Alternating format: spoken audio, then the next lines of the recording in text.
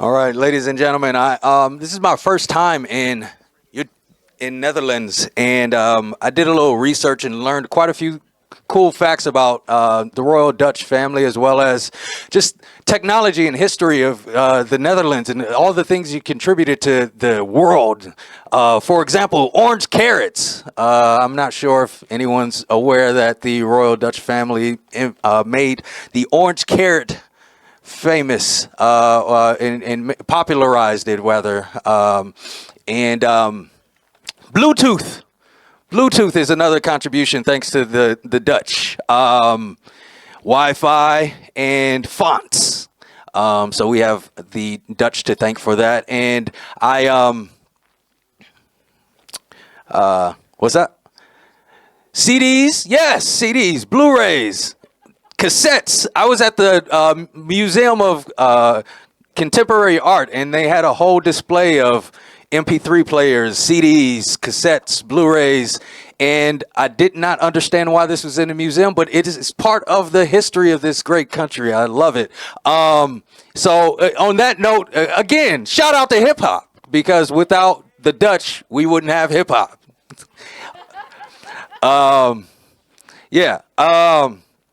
And on that note, I actually want to move forward and introduce our next speakers who will be speaking in this fabulous room, this theater space we have here. Eline van der Vorm, did I land it? Is the implementation manager at DMARC Advisors. She will be giving a presentation along with Koen Wackers, who is the solutions consultant in cybersecurity at PostNL, a Royal Dutch company. And you get that title, and this is another fun fact I just learned, you get that title Royal Dutch when you've been in business for over 100 years. So I guess email's older than we all think. But with that, I will, no further ado, give the mic and the stage to our next speakers, Eline and Koen.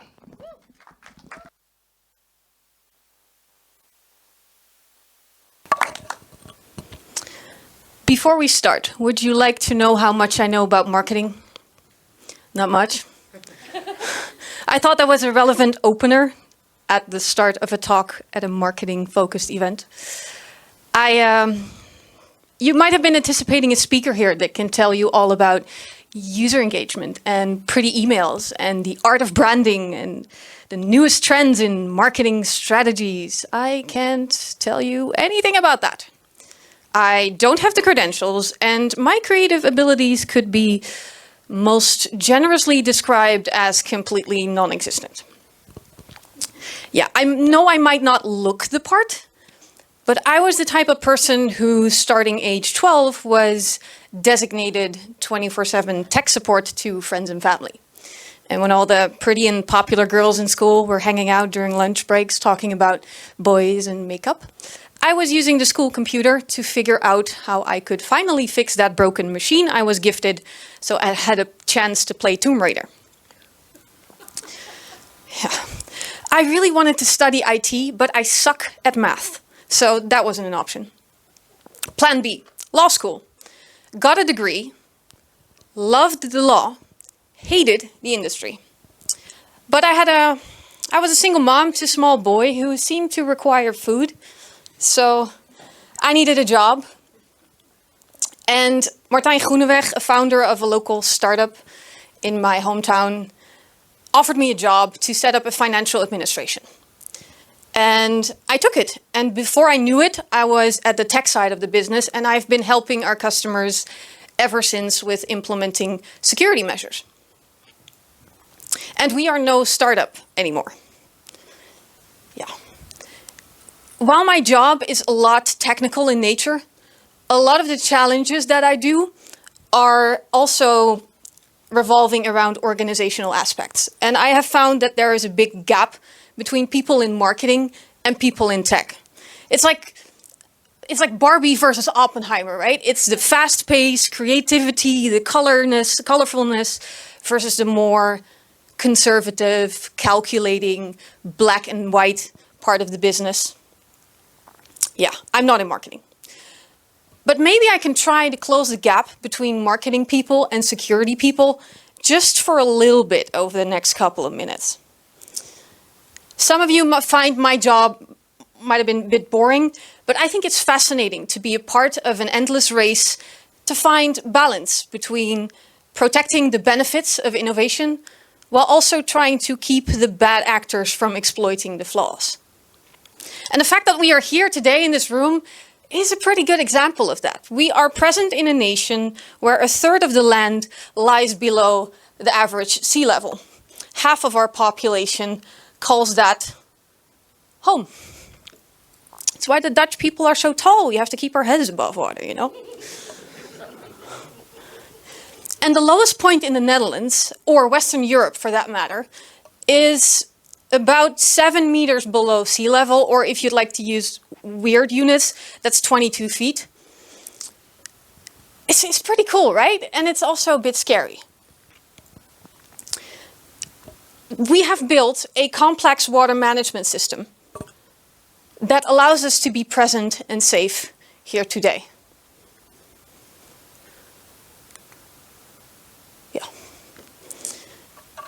And here's why I'm telling you this. There is a particular reason why I like the system so much.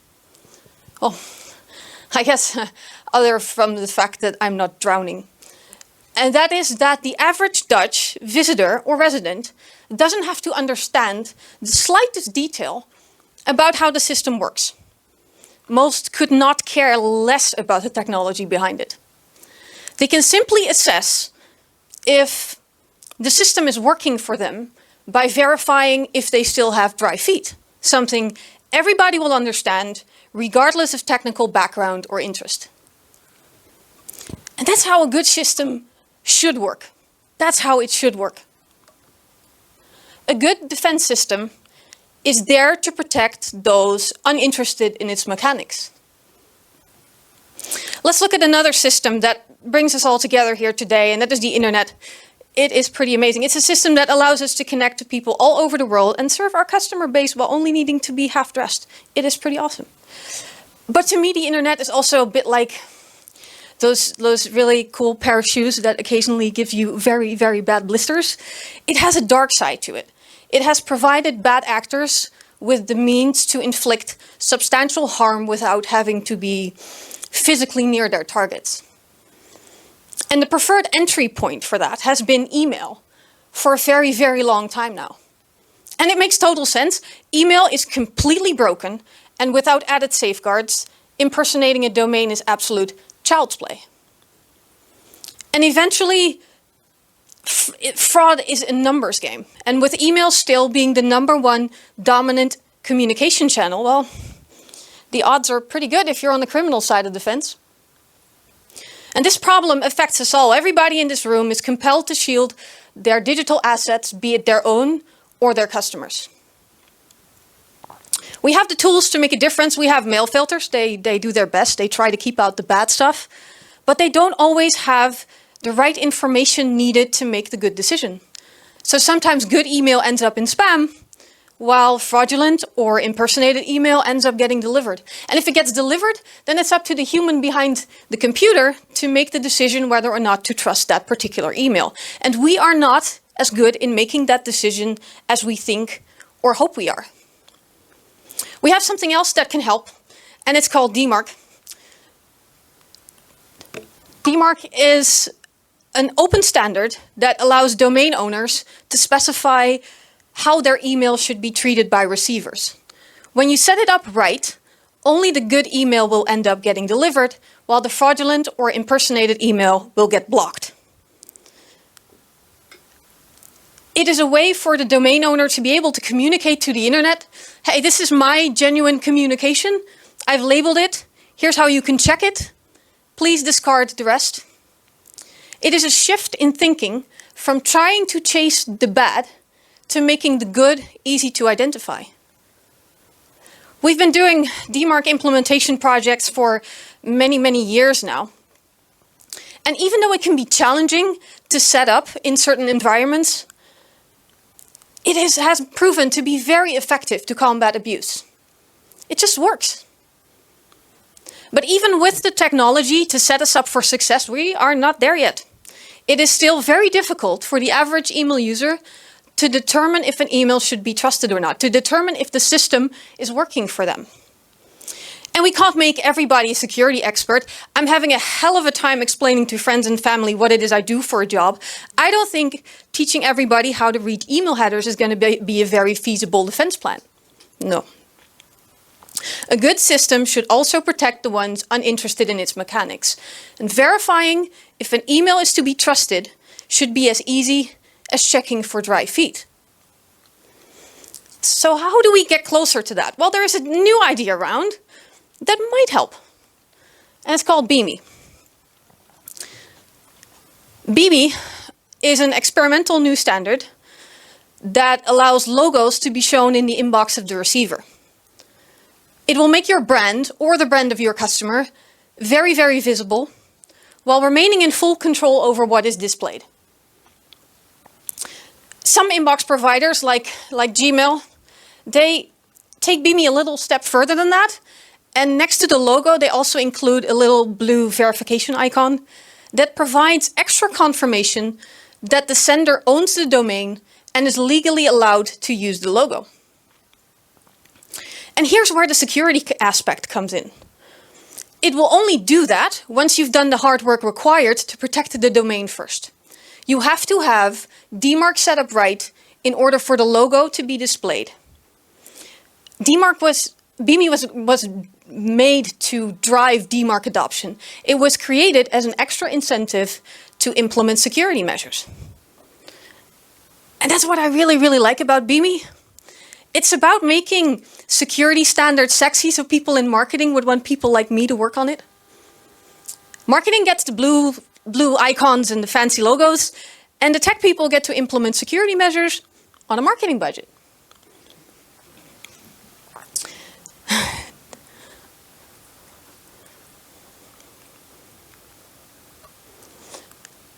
It doesn't mean that BIMI is some silver bullet to all that is wrong with email. The list is too long and email way too broken for that. But it is promising and it has been picking up speed in adoption quite fast. But as much as I love tech, eventually it's just a means to an end, isn't it? It's about giving people without technical knowledge of email a better chance to not get scammed. It's about preventing your mom from receiving that email that takes her to a fake but very, very convincing website where she will fill in her credit card details. It's about preventing your good friend from getting fired because he trusted that one message and now he transferred company money into the criminal's hands. It's about real stories of real people that lost a lot of money to scammers or saw their businesses go under because of ransomware that need to push us to do better. So hey, marketing people and tech people, welcome below sea level. Let's see if we can both create a place where checking if an email is to be trusted is as easy as checking for dry feet. I am happy to share the stage today with someone that can tell you a little bit more about the practical nature of BIMI and the challenges that it brings. PostNL is a mail, e-commerce and parcel company active in countries like the Netherlands, Belgium, Italy, Germany, and the United Kingdom. And I've had the pleasure of working with them for quite a number of years now on a lot of different email security related topics, and they truly are a pioneer in this field. And what I really like about them is that they're not only willing to share all the milestones and the achievements and the good news like everybody else, but they're also willing to share the learning points to help others succeed. And if we want to keep improving in the right direction, sharing is vital. So please give him the welcome only the email community can give, Koen Wackers.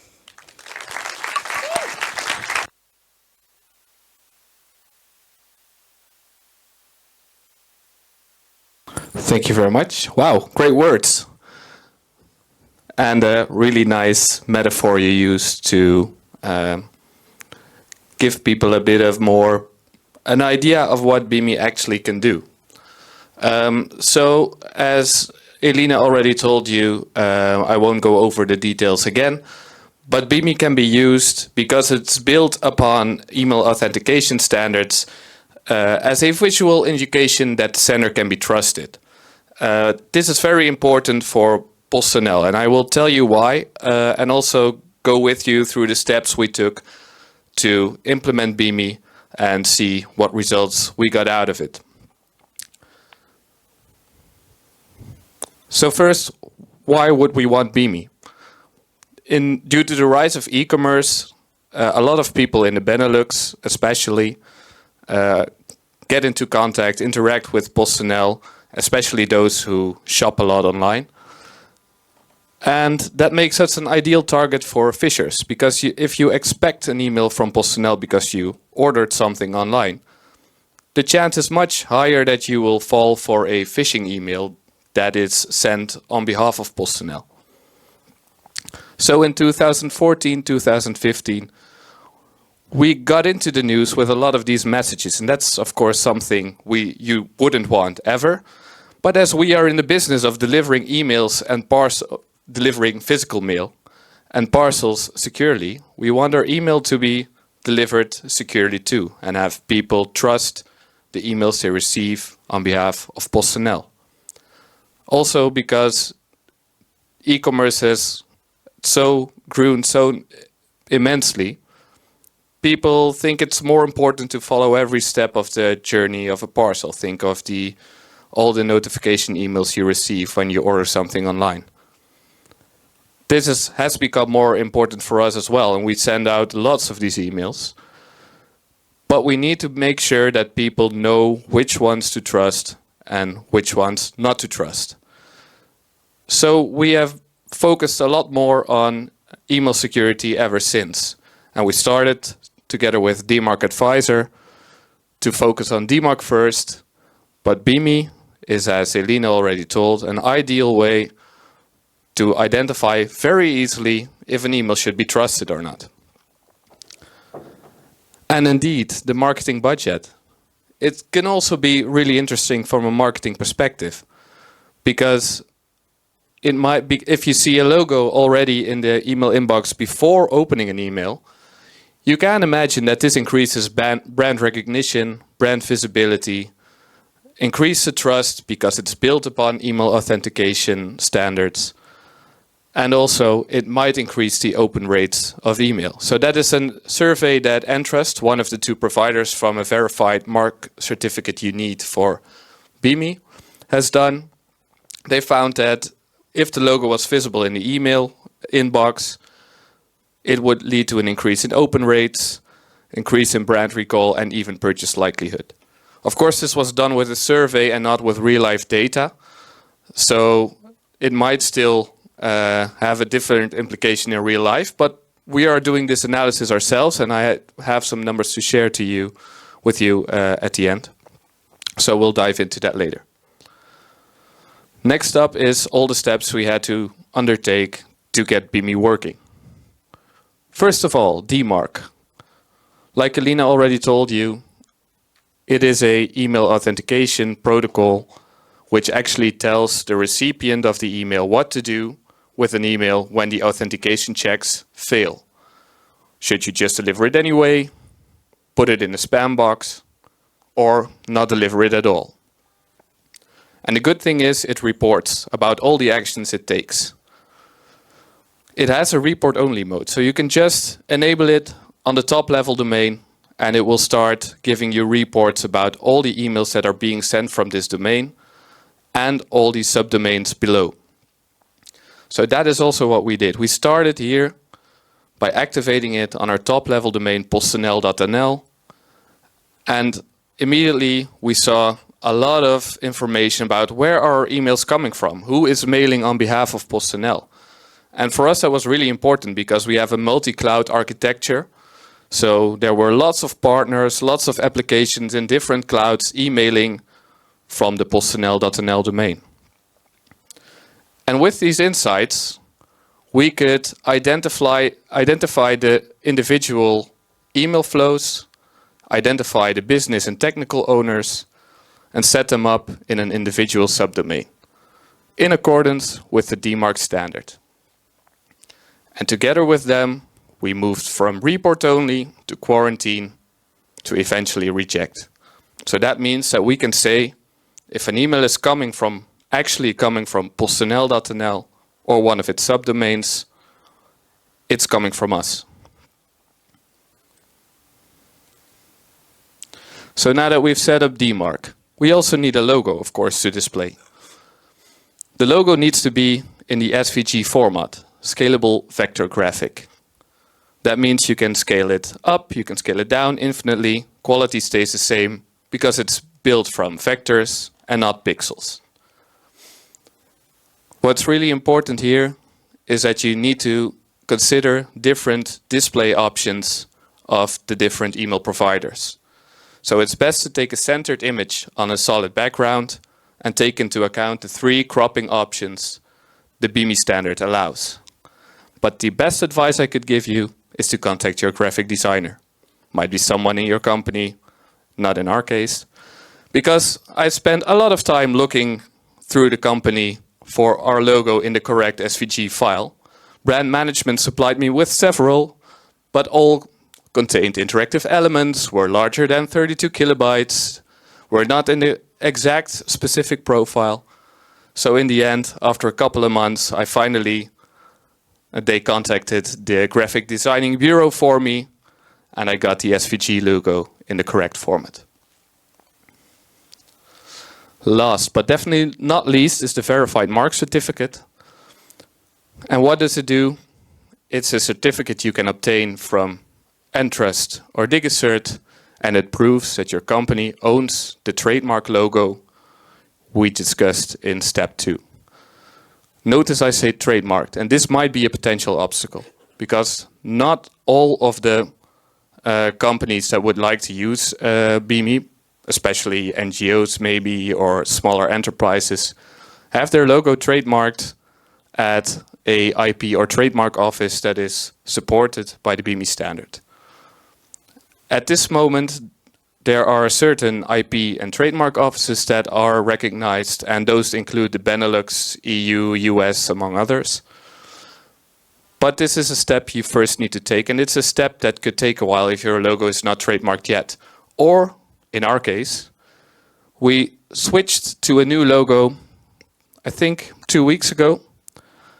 So naturally, the marketing team wants to use this logo in BIMI as well. However, they haven't trademarked it yet. So I cannot use it in BIMI, and that still shows the old logo while the emails show the new logo. Something to take into consideration. Another obstacle is the price of the VMC. Currently, they start at about $1,300 a year per domain. And while for a big company that might not actually be a problem, for a smaller company or an NGO, this might be a problem. And also, this is quite different than DMARC. DMARC is an open standard. You just need DNS to use it. BIMI, to fully use it, you need a VMC, but that also means you incur extra costs. The last potential obstacle I will discuss is that the validation measures of the certificate authority can be quite difficult.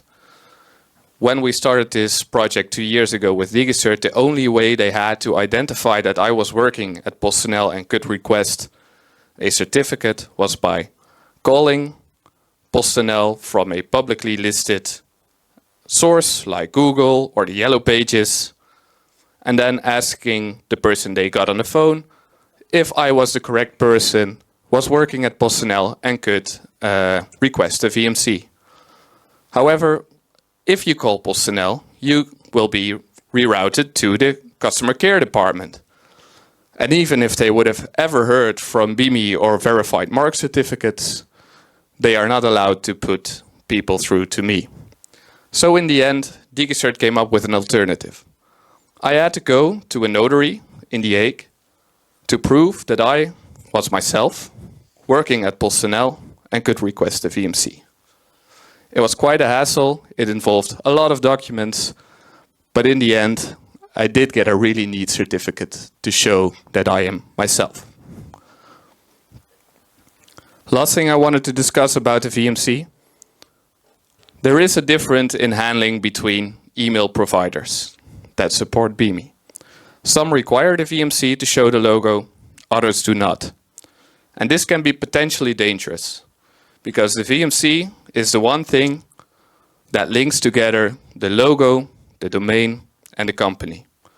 If you do not have a VMC, but you can use a logo, this makes it easier for others to impersonate someone with a logo where they are not the owner of.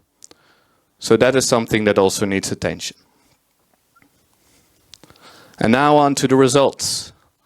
Well, as we expected, when we fulfilled all the prerequisites, the logo was shown in the email inbox. And as Eline already showed, Google also added an extra verification mark where hovering above it gives you a bit more extra information why the email can be trusted.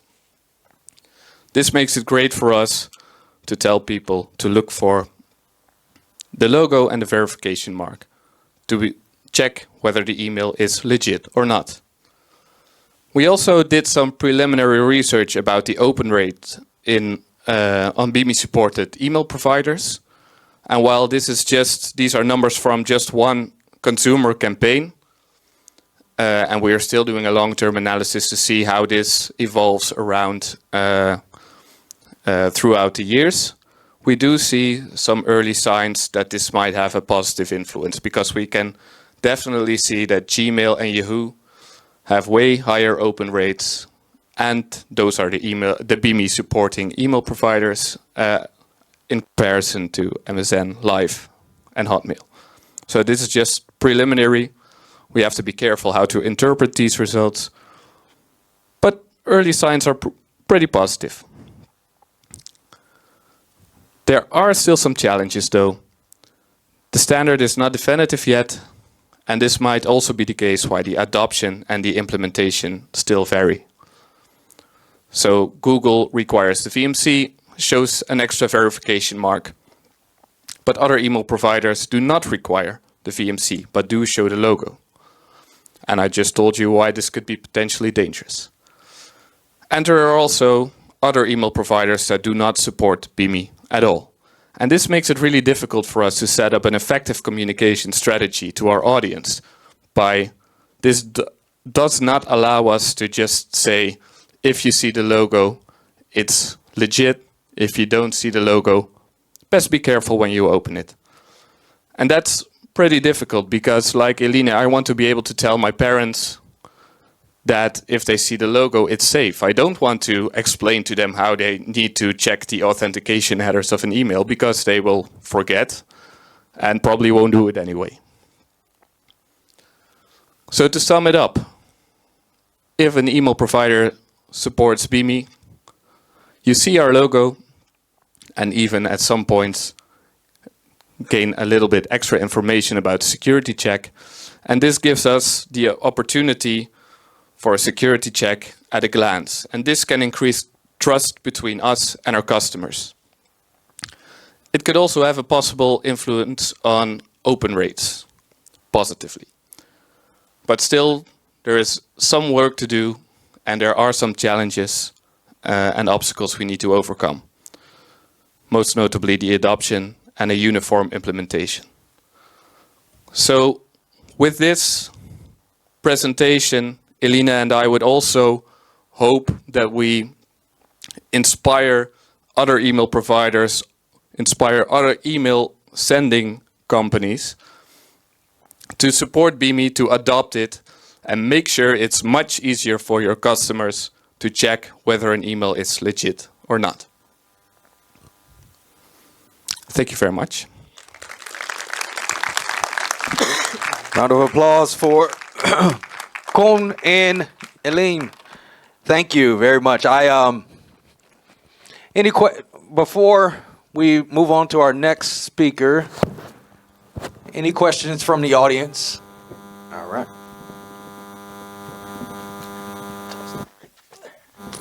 Thank you. Thank you. This was really great to see and great example. Thank you so much for sharing. Hello. So my biggest question, which I think some brands are seeing too is I realize that PostNL has gone through the heavy part, that there was phishing going on and like it got into the news and everything. But was that really the last tipping point, or do you have any tips on how certain brands can kind of convince the IT department or the right departments to actually, yeah, we need to get BIMI, besides all of all the reasons why you're saying? Because I think the marketers are aligned, but I think what needs to be convinced is rather the IT department or other departments who might not see the benefit from it just yet until it gets into the news. Just curious what you would say for that. Yeah, that's something I wouldn't necessarily expect, because at least in our company, most of the time it's the security department trying to convince other departments to work together to implement security measures. So I'm quite surprised to hear this, and of course, yeah, the fact is that sometimes companies really have to experience some negative event before they get into action. But that is something that is, of course, at that point you've already had a loss of reputation, possible loss of revenue. And I think most of the time, at least in our case, senior management is really really scared of all these things. So what we did is that we launched an awareness campaign from the IT department, where we went through all the IT senior management and talked to them about why this was so important. And we had some graphics showing that if their DMARC was not implemented, oh, so scary, people do not know whether it's fake or not, and everybody gets hacked. Of course, that's an exaggeration, but this really helped us to get the budget and also the awareness in the company that email security, especially since it's such an important communication channel for us, needed attention. Great, thank you. Any other questions? All right. Ready? Gotta watch out. Got it. Yo. Yeah, I have a more general question. Like, how long is the average onboarding process? If you say, okay, I would like to have it, I can imagine that for PostNL it's quite a long project. Does it always need to be a big project?